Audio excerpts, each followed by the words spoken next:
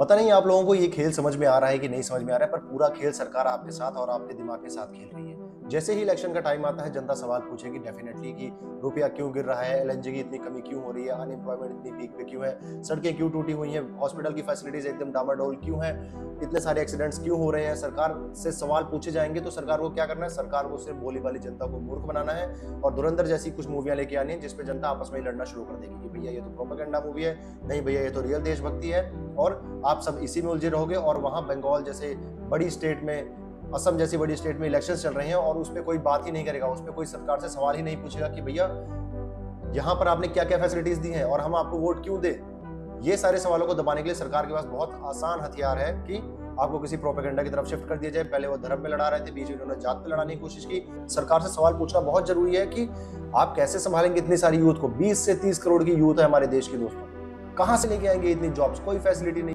आप एक बार हॉस्पिटल में चले जाएं तो आपको कितनी परेशानियों का सामना करना पड़ता है, आप ये चीज समझते हैं? ये हमारी बेसिक जरूरतें हैं, ये सरकार को हमें देना ही होगा।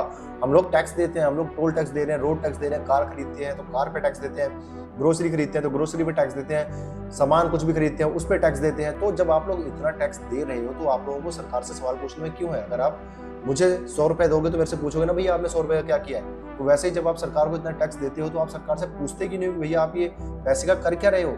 और आपको सिर्फ शिफ्ट कर देते हैं दूसरे नैरेटिव्स के ऊपर कि चलो भैया धर्म पे बात करते हैं, धर्म की लड़ाई करते हैं। तो चीजों को समझना बहुत जरूरी है दोस्तों, क्योंकि अनएम्प्लॉयमेंट आगे आने वाले समय में बहुत मुश्किल होगी। जितने भी पेरेंट्स मेरी ये वीडियो देख रहे हैं, मैं बताना चाहूंगा कि आपका बच्चा आपको 30 से 40 हजार रुपए महीने का कमा के नहीं दे पाएगा 25 या 26 साल का होने के बाद भी। तो ये चीजें समझनी बहुत जरूरी है। ये सरकार हमको इतना पीछे ले जा रही है कि हम लोग समझ ही नहीं पा रहे हैं कि हम इसका डिसीजन लें कैसे। यूथ खुद कंफ्यूज है, तो ये चीजें समझनी बहुत जरूरी है। थैंक यू दोस्तों।